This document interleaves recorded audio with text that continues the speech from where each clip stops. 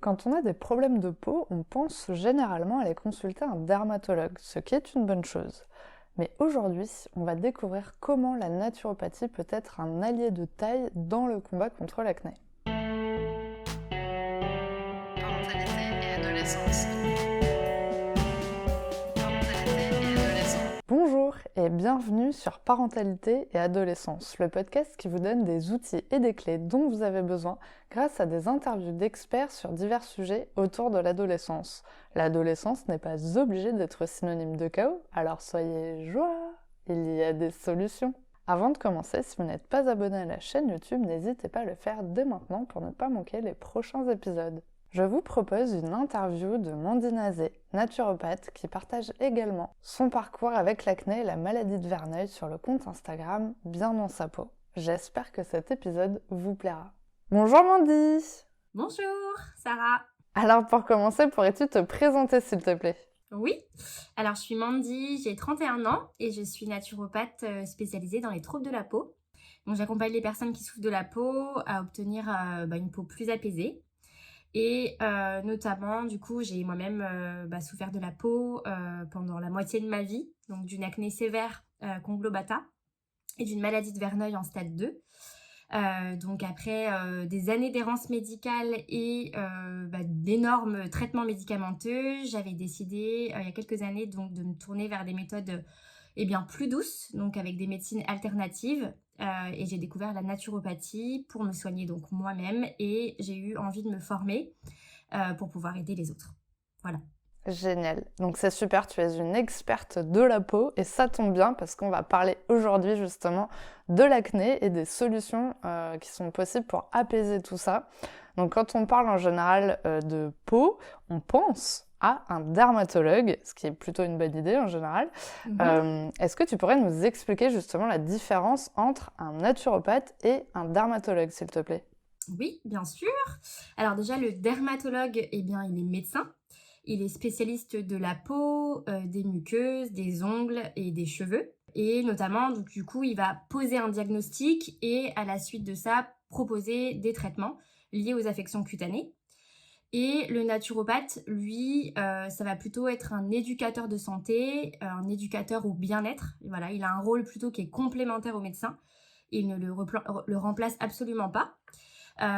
Et du coup, le dermatologue, en tout cas le médecin spécialiste de la peau, les médecins en général vont plutôt avoir une approche où ils vont tendance à avoir le symptôme du coup en ligne de mire et isoler le symptôme, alors que le naturopathe va plutôt voir l'organisme comme un système en fait qui est complètement imbriqué, où tout travaille en synergie et en totale interconnexion. Donc du coup, on va plutôt nous s'intéresser à la cause profonde du trouble pour faire en sorte qu'il ne revienne pas de façon durable. Super, génial. Je pense que c'est plus clair pour tout le monde comme ça. Alors justement, pourrais-tu nous expliquer comment fonctionne la peau? Parce que quand on a échangé toutes les deux, j'ai trouvé ça incroyable, j'ai appris plein de choses. Donc s'il te plaît, partage-le nous. Oui, alors il y a plein de choses à dire sur la peau. La première chose, je dirais que la peau, c'est un organe. Je préfère le préciser et le rappeler parce qu'il y a plein de gens soit qui l'ignorent tout simplement, soit qui l'oublient. Donc c'est un organe et c'est d'ailleurs l'organe le plus grand et le plus lourd du corps. Voilà, si on dépliait la peau, elle ferait jusqu'à 2 mètres carrés, donc c'est pas rien. Ouais. Et la peau, pardon, elle a énormément de rôles importants pour le corps et l'organisme de manière générale. Elle va avoir déjà un rôle de protection, puis c'est quand même en fait la barrière entre notre monde intérieur et le monde extérieur. Donc elle va s'occuper de nous protéger des agressions extérieures, des microbes, du soleil par exemple, donc des UV qui sont un peu nocifs pour la peau. Elle va bien sûr amortir les chocs, on l'oublie mais c'est quand même aussi son rôle. Elle va avoir un rôle, des fonctions réflexes, je dirais, donc des fonctions réflexes, c'est-à-dire que y a tout un tas de terminaisons nerveuses à la surface de la peau, dans la peau, qui font que la peau du coup est en étroit lien avec le système nerveux. Un exemple concret, les fonctions réflexes, ça va être quand on se brûle. Si on se brûle la main, on va avoir le réflexe de retirer sa main, et ça c'est grâce aux terminaisons nerveuses qui sont dans la peau. Voilà, elle va également avoir un rôle important au niveau de l'élimination. Donc c'est un organe qui élimine les déchets. Ça, justement, quand on va chez le dermatologue, on n'a pas souvent l'occasion d'entendre ce discours, mais la peau, elle élimine des déchets, elle élimine des toxines, et c'est justement bien souvent ce qui est à l'origine des troubles cutanés qu'on peut avoir. Et ça va être donc au moyen des glandes sudoripares. Donc c'est des glandes qu'on a à la surface, à la surface du derme. C'est vraiment la deuxième partie de la couche de la peau, c'est-à-dire qu'on a un épiderme. L'épiderme, c'est du coup la couche la plus superficielle de la peau, celle qu'on voit en surface. Le derme, qui est la couche intermédiaire. Et on a l'hypoderme, qui est la dernière couche la plus profonde. Et dans le derme se trouvent donc ces glandes sudoripares. C'est des glandes qui vont justement gérer les déchets acides, donc par lesquels on va suer. Donc grâce à la sueur, on élimine des toxines acides. On a à peu près 3 millions de glandes sudoripares, donc c'est énorme. Et également, dans ce derme, on a des glandes sébacées. Donc les glandes sébacées, ça va plutôt être des glandes qui vont gérer le gras et les triglycérides, par exemple. Et donc là, on en a 300 000. Donc pareil, c'est vraiment assez important. Elle a un rôle également thermorégulatrice. Donc en fait, grâce à elle, on va avoir... la peau va plutôt capter toutes les modifications de température qu'il y a autour de nous dans notre environnement. Et ça, c'est grâce en fait à des neurones sensitifs qu'on a dans la peau qui vont du coup permettre à la peau de se thermoréguler, donc de changer la température du corps s'il y a besoin. Donc c'est assez fascinant. Et puis, elle a un rôle de production aussi, la peau. Les cellules mélanocytaires, donc c'est des cellules qui vont en fait produire les pigments de la peau. Si par exemple on s'expose au soleil, elle va produire de la mélanine et elle va notamment produire par exemple de la vitamine D. Voilà, ça c'est parmi quelques-unes de ses fonctions, mais c'est énorme. Génial. En tout cas, on a eu plein d'infos. C'est trop intéressant et on voit que tu es passionnée en tout cas par ce sujet. Donc ça fait plaisir à entendre. Donc aujourd'hui, voilà, je t'ai dit qu'on parlait de l'acné. Est-ce que tu pourrais nous expliquer quels sont les différents types d'acné qui existent, s'il te plaît? Oui, alors tout à fait. Il y a effectivement plusieurs types d'acné. Il va y avoir l'acné rétentionnel, qui est déjà le stade initial de l'acné. Ça va être quand, justement, à la surface de l'épiderme, les kératinocytes, donc les cellules de l'épiderme, vont être, du coup, avec un amas de peau morte, ce qui fait que ça va boucher la peau, et notamment la glande sébacée. Et la glande sébacée, ne pouvant plus faire échapper le sébum comme elle le voudrait, ça va créer un bouchon. Et c'est là que du coup apparaissent des comédons et des microkystes. D'accord, super intéressant. Ouais, intéressant, à savoir tout simplement qu'un comédon, c'est la façon de dire bouton. En tout cas, comédon, c'est un comédon blanc, un comédon ouvert. C'est un comédon après qui peut devenir noir parce qu'il s'oxyde, c'est-à-dire que sa tête sort à la surface de l'épiderme. Donc ça s'oxyde à la vue de la lumière. Et donc c'est ce qui fait un point noir, tout simplement. En gros, voilà, ça se colore en noir, tout simplement parce que c'est oxydé. Voilà, donc ça c'est déjà le stade rétentionnel. Ensuite, on va avoir l'acné inflammatoire. Donc là, on prend le même procédé et on recommence, sauf qu'on y rajoute plus ou moins tout ce qui va être en lien avec les microbes. En gros, les bactéries qui sont à la surface de la peau, puisqu'on a tous un microbiote cutané, comme on peut avoir un microbiote intestinal ou vaginal, on va du coup avoir un microbiote cutané qui doit être équilibré. On a un film hydrolipidique, donc c'est un film qui est à la surface de la peau, donc le sébum avec donc lipides gras et l'eau, la sueur, forment ce film. Et à la surface de la peau, il y a tous ces micro-organismes qui vivent normalement du coup de façon équilibrée.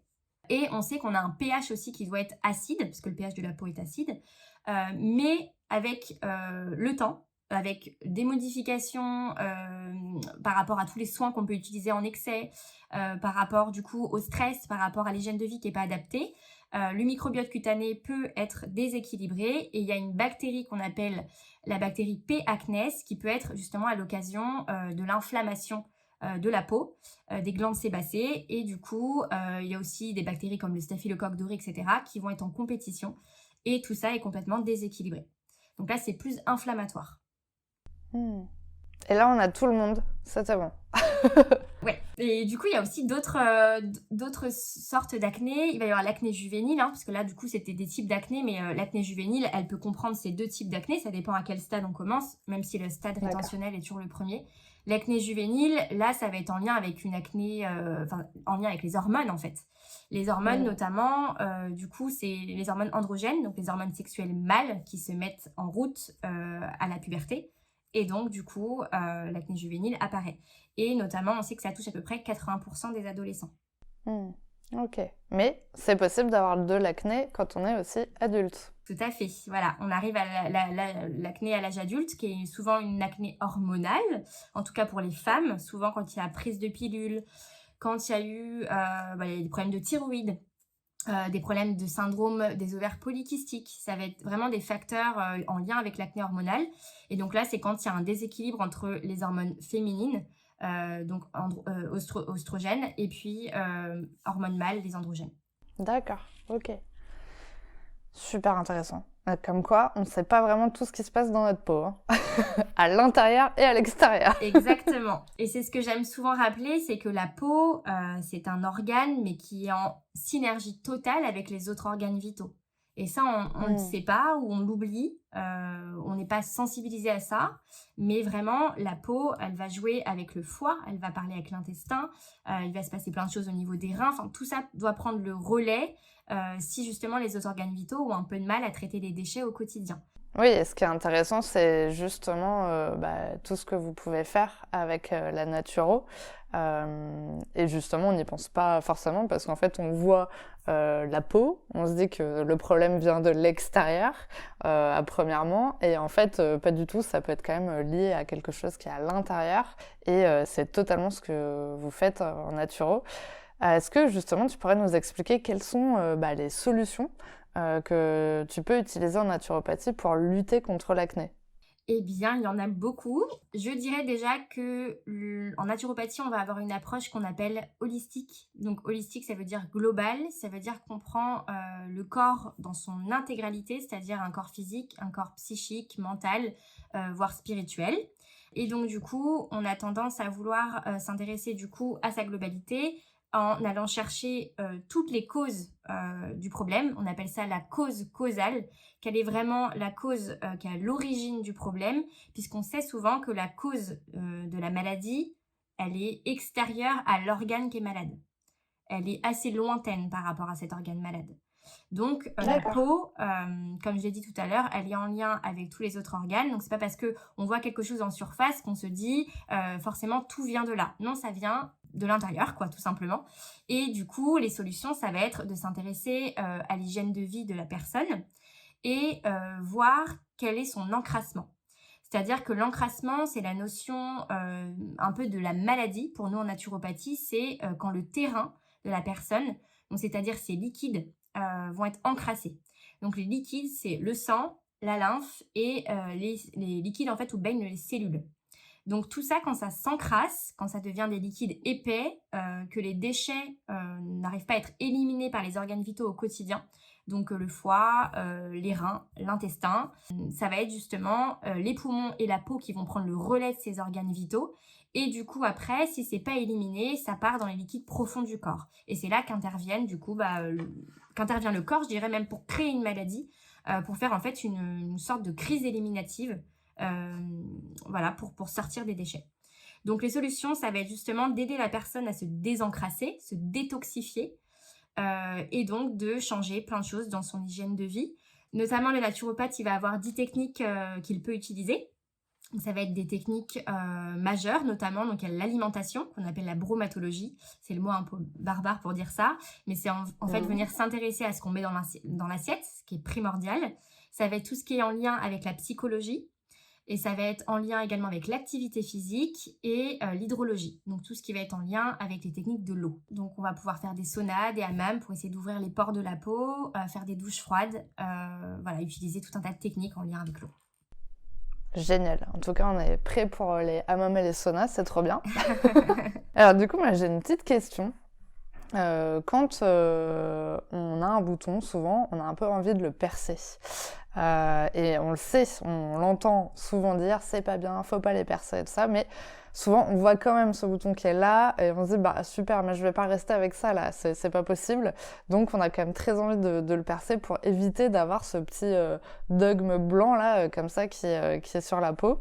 Est-ce que c'est grave si on le perce et sinon est-ce que tu as une solution alternative pour éviter de le percer? Ok, alors oui, ça c'est un gros sujet. On a tous plus ou moins déjà percé un bouton.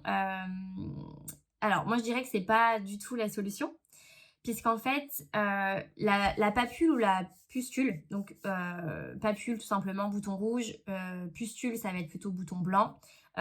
C'est certes en surface là sur l'épiderme, donc on le voit, mais en fait ça prend surtout naissance dans le derme. Donc quand on va venir percer, faire une pression sur son bouton, on va créer une agression. Sachant que c'est déjà inflammé, c'est en fait finalement inflammé sur une inflammation. Donc c'est pas du tout souhaitable, sachant que les bactéries qui sont localisées sur l'épiderme et du coup dans le derme vers la glande sébacée, quand on va mettre la pression, du coup on va répandre des bactéries et potentiellement du pus sur d'autres canaux qui sont pas encore touchés. Donc ça répand l'infection, ça répand en tout cas l'inflammation, donc c'est pas du tout souhaitable. Et notamment, on a des bactéries sur les mains. Donc ça, voilà, c'est cata parce que les ongles et les doigts sont pas toujours propres. Même si on les lave et qu'on se fait une session, un peu une séance où on retire les boutons, on fait les choses bien, désinfecter, etc. On a des micro-organismes sur les mains en permanence. Donc ça, c'est pareil. Voilà, c'est pas chouette. Et puis, deuxièmement, ça va surtout laisser des marques. Voilà. Donc, parce qu'en fait, on vient intervenir dans le processus de la peau. La peau, elle sait ce qu'elle fait. Si elle est en phase inflammatoire pour le moment, c'est ensuite pour faire en sorte que ça se calme. Mais du coup, on vient intervenir. Donc, on casse le processus aussi de cicatrisation. Et donc, après, on a tendance à avoir plus de marques. D'accord. Du coup, quelle est ta solution, toi, pour... Alors, déjà, le fait de ne pas le percer, ça c'est premièrement, on a compris qu'il ne fallait pas le faire. Mais maintenant, qu'est-ce qu'on peut faire pour améliorer ça, si on peut le dire comme ça? Alors oui, du coup, la solution, si on reprend ce que j'ai dit tout à l'heure, c'est que finalement, le comédon, le bouton va se créer parce qu'il y a trop de sébum, qui n'arrive pas à s'écouler, et qu'il y a des peaux mortes. Du coup, s'il y a trop de sébum, c'est que la peau, elle a une hyperproduction en fait de sébum, mais il faut aller regarder justement au niveau du gras. Donc, est-ce qu'on n'est pas encrassé au niveau des glandes sébacées parce qu'on mange trop de gras saturé, qu'on ne s'alimente pas correctement? Peut-être qu'il y a trop de sucre aussi, puisque tout ce qui est sucre au niveau de comment ça se métabolise dans le corps, ça va créer justement des cols. Donc, tout plein de déchets mucogènes qui vont devoir sortir par les glandes sébacées si la peau prend le relais. Et donc, du coup, je dirais déjà qu'il faut aller regarder vraiment ce qui se passe dans l'assiette. Deuxièmement, en termes de soins qu'on peut appliquer sur la peau, ça serait d'aider la peau à ne pas avoir trop de peau morte. Donc, en tout cas, d'essayer de les désincruster. Donc, ça va être, par exemple, d'utiliser l'acide salicylique. Ça peut être intéressant pour pouvoir justement aider la peau à se désincruster un petit peu. Notamment tout ce qui est gommage enzymatique. On va faire des gommages et on va limiter les gommages qui sont mécaniques. Donc, tout ce qui est mouvement circulaire comme ça a tendance à abîmer la peau. Et notamment le film hydrolipidique dont je parlais tout à l'heure. Et par contre, si on prend des gommages enzymatiques, donc au lieu que ça soit mécanique, ça va être avec des enzymes ou des acides de fruits qui vont travailler tout seuls et favoriser justement la désincrustation des pores. Ça se dit ça? Oui, je pense. Oui, c'est ça. D'accord. Moi, par exemple, je sais que j'avais déjà utilisé du tea tree pour mettre sur le bouton. Est-ce que c'était une bonne solution ou pas vraiment? Oui, les huiles essentielles peuvent tout à fait aider. En phytothérapie, nous, on les utilise beaucoup. En aromathérapie, spécialement, en tant que naturopathe. Donc, ça va être des huiles essentielles qui sont du coup antibactériennes, antifongiques et qui vont aider la peau justement localement pour essayer de réduire un peu l'infection, l'inflammation. D'accord, super. Ça, c'était une bonne chose déjà. Oui, c'est bien. Le citri, il y a le laurier noble, il y a le manuka. Voilà, il y a pas mal de bonnes huiles essentielles qui peuvent aider. Super. Alors, pour qu'on comprenne un peu mieux comment tu travailles, on va prendre un exemple d'un ado qui a de l'acné et qui vient te voir avec sa maman. Comment ça se passe la séance? Est-ce que tu reçois l'ado tout seul? Est-ce que la maman reste avec, ou maman ou papa, peu importe? Est-ce que la personne qui vient, en tout cas, doit rester avec l'ado ou c'est plutôt quelque chose à huis clos et c'est entre quatre yeux?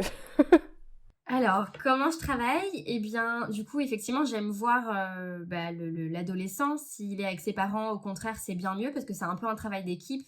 Quand on est ado, voilà, si on fait des changements et qu'on est mineur, les parents, ils ont besoin un peu de savoir de quoi il s'agit. Donc, en général, j'aime bien avoir tous les protagonistes finalement. Et l'adolescent, très important pour qu'il puisse entendre aussi vers quoi il s'engage, le fait de changer des choses dans son hygiène de vie, lui expliquer aussi comment fonctionne sa peau, de façon à ce qu'il il comprenne l'intérêt et puis le fonctionnement de la peau pour que peut-être qu'il dédramatise aussi la situation, parce qu'on a toujours tendance à croire que la peau elle nous veut du mal en fait, elle nous fait souffrir, c'est inesthétique, on dort pas bien, enfin voilà, socialement c'est pas agréable, mais la peau elle fait pas ça pour nous faire souffrir, elle fait ça parce que c'est son travail d'élimination. Donc moi, au travers du coup de PowerPoint, d'images avec les couches de la peau, j'explique ce qui se passe, j'explique qu'un bouton c'est un nid à microbes avec un mélange de sébum, de toxines et que c'est de l'élimination. Et comme ça, on se dit bon ok, on souffre pas pour rien. Et puis du coup, comment je travaille? Eh bien tout simplement, je commence par regarder l'état des lésions sur la peau de l'adolescent, voir un peu de quoi il s'agit, quelles zones sont touchées, parce que selon les zones, on peut souvent un peu déceler de quel organe l'acné provient, entre guillemets. Ça, c'est de la médecine chinoise, en fait. Donc, en fait, on va regarder tout ce qui est au niveau du menton. Du coup, c'est souvent très hormonal. Voilà, ça dépend vraiment des zones du visage. Donc, ça, je regarde. En naturopathie aussi, on fait attention au tempérament de la personne. Donc le tempérament, ça va être vraiment sa constitution. Donc on va regarder notamment la forme de son visage. On va regarder s'il y a des lunules sur les ongles. Les lunules, donc c'est la petite forme de lune qui est en bas des ongles. Ça nous permet de voir s'il y a un peu de vitalité ou pas. Ok. Donc tu es en train de regarder là. Je regarde pour voir ce que j'en pense. Voilà, en tout cas quand il n'y en a pas, ça peut dire qu'il y a une petite baisse de vitalité. Donc pareil, c'est plein de petits signaux qui nous permettent de se rendre compte un peu de tout ça. Et puis, en gros, avant la séance, la personne aura reçu un bilan de vitalité. Donc, c'est un questionnaire assez approfondi, comme une anamnèse, qui permet de faire une recherche du coup des éventuelles causes de son problème, de son trouble de la peau, et du coup de voir aussi le mode de vie actuel. Et moi, comme ça, j'ai déjà une idée de quels changements on va pouvoir mettre en place, sachant qu'on individualise tous les réformes qu'on propose aux personnes, puisque chaque personne est un individu à part entière. Donc, s'il y a 2 adolescents qui viennent me voir, il y aura jamais vraiment exactement la même méthode. Bien sûr, l'alimentation reste par exemple anti-inflammatoire. On en met une en place pour la plupart des personnes parce que c'est un peu la base. Mais ça va vraiment dépendre de la vitalité. Si une personne, elle peut pas tolérer les plantes, elle en aura pas, alors que l'autre, oui. Donc voilà, c'est vraiment toute une recherche approfondie, une réforme complète. Et du coup, pendant la consultation, moi je travaille essentiellement en visio, eh bien c'est un vrai échange où la personne du coup elle comprend des choses, mais elle peut aussi me poser tout un tas de questions et faire des liens. Voilà. D'accord. Bon, ce qui est bien, c'est que du coup, c'est très personnalisé en fait comme suivi. Et tu vas vraiment essayer de comprendre déjà quel est l'état actuel de l'acné, de quel organe ça provient, et ensuite voir en fonction de son hygiène de vie finalement. Ce qui serait le plus adapté au niveau de l'alimentation, au niveau des plantes, au niveau des soins. Voilà, tu vas pouvoir vraiment le guider sur plein d'options diverses et variées pour améliorer. Et c'est un peu aussi le principe de ça va pas forcément être une seule chose à changer, mais c'est plein de petits éléments qui vont faire que à un moment donné, ça va aller en s'améliorant. Exactement. C'est plein de micro-actions cumulées qui font que au bout de quelques mois, on commence à avoir un mieux-être. Parce qu'en fait, on peut pas demander au corps d'un coup d'un seul de faire en sorte que tout aille mieux, puisque la maladie, en tout cas le trouble, a mis quand même un peu de temps à se mettre en place. Quand c'est une maladie dite aiguë, c'est quelque chose qui arrive comme ça et est assez passagère. Quand on arrive dans des choses qui sont beaucoup plus chroniques, là, ça veut dire que si c'est chronique, c'est que c'est un petit peu plus profond dans les couches, quoi. Donc, du coup, pas forcément les couches de la peau, j'entends dans les couches du corps, entre guillemets. Voilà, les liquides sont vraiment assez encrassés. Donc, du coup, ça a mis du temps à se mettre en place. Donc, c'est pas comme ça du jour au lendemain que ça peut aller mieux. Il faut aussi du temps pour que le corps retrouve un équilibre et du coup un mieux-être. Du coup, je me demande quelque chose. Est-ce que, parce qu'on parle de l'acné, enfin, bien évidemment, on a tous été ados, on a eu plein d'ados aussi autour de nous. Et à un moment donné, donc tu vois l'ado avec de l'acné et puis l'ado sans acné. Donc, fatalement, à un moment donné, il y a une fin de cette acné. Est-ce que, avec la naturopathie, c'est vraiment quelque chose où il peut y avoir une fin ou bien c'est un apaisement? Eh bien, c'est toujours difficile à dire. Ça va dépendre de plein de choses, justement de la vitalité de la personne, du taux d'encrassement, de ses antécédents de santé au niveau familiaux aussi. Mais c'est vrai que plus c'est pris tôt, à l'âge adolescent, plus il y a des chances que ça soit définitif et que ça ne revienne plus. On prend le souci directement quand il le faut, quoi. Plus on va attendre, comme nous les femmes, on prend des pilules, en fait on empêche la peau d'éliminer pendant des années. Donc en fait, voilà, ça gangrène un peu à l'intérieur, c'est empêché de sortir. Du coup, l'idée c'est qu'après on va vraiment avoir du mal, un peu plus de mal à faire en sorte que ça aille mieux. Mais c'est pas impossible. Effectivement, il y a des guérisons, il y a des personnes qui n'ont plus du tout d'acné, voilà, que je suis et qui vont très bien aujourd'hui. Il y a d'autres personnes pour qui c'est beaucoup plus long. Et il y a des personnes pour qui ça reviendra toujours un petit peu selon les fluctuations hormonales, par exemple. D'accord. Super, on a plein d'infos. Du coup, dernière petite question au niveau du traitement de l'acné. C'est vrai que je pense qu'on a tous entendu parler. Quand on parle d'acné, on peut rapidement penser au traitement Roaccutane. On en a entendu parler un peu autour de nous. Il y a sûrement, je pense, des gens qu'on peut connaître dans notre entourage qui a utilisé du coup ce traitement. Est-ce que tu peux nous en parler un petit peu, s'il te plaît? Oui, tout à fait. Alors, le Roaccutane, c'est en fait un traitement médicamenteux assez réputé, donné par les dermatologues pour soigner notamment les acnés normalement modérés à sévères.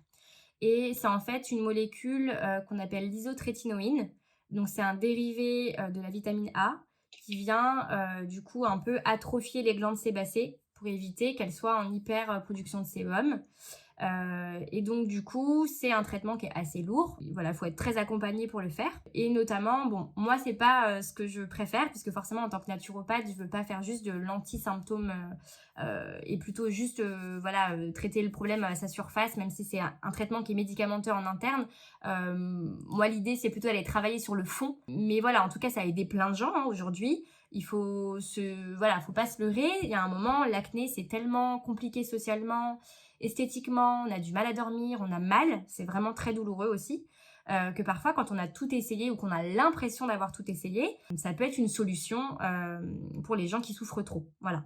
Mais il faut vraiment un D'accord. suivi très très très précis. Moi, voilà. Après, c'est pas ce dont je suis fan absolue. Mais dans mon cas, par exemple, je l'ai jamais fait, malgré que j'ai souffert d'une acné très sévère. Hein, c'était la forme la plus sévère d'acné. Voilà, je l'ai jamais fait parce que ça ne m'intéressait pas de venir chimiquement toucher à mon corps de cette manière parce que c'est vraiment très lourd pour les organes. Mais bon, ça existe et c'est une solution, je dirais, de dernier recours. D'accord, super. Merci beaucoup en tout cas d'avoir répondu à cette question. Alors justement, on arrive à la fameuse question que je pose à tous les invités du podcast. As-tu un message à transmettre aux personnes qui nous écoutent aujourd'hui? Ça peut être en rapport avec l'acné ou non, mais bon, par rapport à ce que tu fais, à mon avis, il y a des chances que ça soit le cas. Eh bien déjà, j'aimerais envoyer un message à tous ces jeunes qui peut-être souffrent, toutes les personnes même de manière générale, mais là on est plutôt sur un podcast qui parle aux parents d'ados. Vous n'êtes pas seul, vraiment. Sachez qu'il y a plein de solutions pour vous. C'est juste peut-être des choses que vous n'avez encore jamais explorées. Demandez à votre papa et maman de voir pour faire autre chose que juste prendre des traitements et des lotions qui font mal à la peau ou des traitements plus lourds. Essayez de voir déjà pour être doux avec vous-même. Se rappeler aussi que dès qu'on souffre de la peau, c'est vraiment parce qu'il faut s'intéresser au psycho-émotionnel. Donc ne pas hésiter à parler avec vos parents. Parce que souvent, on a tendance, quand on est ado, à garder tout pour soi. Sauf qu'on sait que l'acné ou l'eczéma, ça va être des troubles, des affections de la peau qui vont être en lien avec l'anxiété, le stress, avec des choses qui sont non dites. Donc ne pas hésiter vraiment à s'ouvrir parce que la peau peut s'apaiser quand finalement on l'écoute et que on est un peu plus dans l'ouverture. Voilà. Et puis surtout d'être courageux parce que ça peut s'améliorer, vraiment. Et voilà, d'avoir confiance en vous parce que même si vous avez des problèmes de peau, ça n'impacte absolument pas votre valeur. Voilà, votre peau, ce n'est pas vous, c'est juste le reflet, c'est le miroir d'un déséquilibre intérieur. Mais c'est pas qui vous êtes. Voilà. Donc, faut pas se sous-estimer à cause de problèmes de peau, quels qu'ils soient. Ah bah, c'est un très beau message. Du coup, pour les parents qui viennent d'écouter ce beau message que tu as transmis à leurs ados, moi, je me mets à leur place en me disant, voilà, si tu vois ton ado qui a des boutons et tu te dis que voilà, il y a quelque chose qui est en train de se passer à l'intérieur de lui et qui veut pas te parler, comment en fait tu peux arriver à essayer qu'il te parle de ces problèmes. Est-ce que toi, c'était quelque chose, par exemple, où tu avais envie de parler de ça ou pas du tout, tu as encore plus envie de te renfermer? Comment, en fait, en tant que parent, on peut arriver à aider en fait, son jeune à traverser cette épreuve, quoi? Bah, c'est vrai que c'est pas une mince affaire. Moi, en tout cas, quand j'étais adolescente, quand c'est arrivé quand j'avais 15 ans, ça a été compliqué de le gérer, mais j'ai toujours été quelqu'un d'assez, j'étais pas taiseuse, je gardais pas les choses pour moi, j'étais plutôt, assez extravertie sur mes émotions et j'ai toujours beaucoup parlé avec ma maman, avec mon frère et donc du coup, je disais ce que je pensais, je disais comment je le vivais aussi. En revanche, je me cachais sous un tas de fond de teint déjà à 15 ans en troisième parce que j'étais complètement défigurée, hein. Moi, c'était vraiment des grosses papules, des kisses de partout. Donc, j'avais besoin de me cacher en fait. Ouais. Et ça, notamment, ma mère, elle a été très à l'écoute de ce que j'avais besoin. Se maquiller à 15 ans, c'est pas top. Recouvrir la peau de fond de teint quand on a de l'acné, ça l'est encore moins. Et pourtant, elle m'a jamais interdit de le faire, par exemple. Donc, il y avait une certaine bienveillance aussi. Et je pense que les parents doivent surtout être bienveillants. Si l'enfant n'est pas du genre à exprimer ses émotions, je pense qu'il faut un peu laisser aussi de l'espace et faire ça intelligemment en disant voilà qu'on est là, qu'on est présent, qu'on peut apporter des solutions, qu'on peut discuter, que c'est ouvert au dialogue. Mais laisser aussi peut-être voilà cet espace de juste pas être pas bien parfois et d'essayer de comprendre ce que ressent l'enfant, mais sans interdiction de quoi que ce soit. Voilà, je pense qu'il faut vraiment accompagner au maximum. Super, bah, merci beaucoup. Alors justement, pour finir, comment pouvons-nous te contacter et est-ce que tu es présente sur les réseaux? Parce que moi, je sais que oui, mais c'est le moment de nous le rappeler. Oui, alors vous pouvez tout à fait me retrouver sur mon site www.biendanssapeau.com. Donc bien dans sa peau, le dans et le ça, il y a un seul S entre les deux, donc comme une marque un peu. Et également sur mon Instagram du même nom, bien dans sa peau. Voilà, vous avez toutes les informations sur mes formules d'accompagnement, sur comment j'accompagne, etc. Sur du coup mon site et l'Instagram. Et je suis également aussi sur TikTok. Super, ça c'est génial, comme ça on peut te voir en vidéo en pleine action. Yes, exactement. Super, ben, en tout cas merci beaucoup d'avoir accepté mon invitation sur le podcast, j'ai appris plein de choses sur la peau et j'espère que vous aussi parce que c'était vraiment intéressant. Merci d'avoir pris ce petit temps pour échanger avec moi. Merci beaucoup pour l'invitation. Merci d'avoir regardé la vidéo jusqu'au bout, j'espère qu'elle vous a plu. N'hésitez pas à la partager autour de vous et on se retrouve la semaine prochaine pour un nouvel épisode. À bientôt.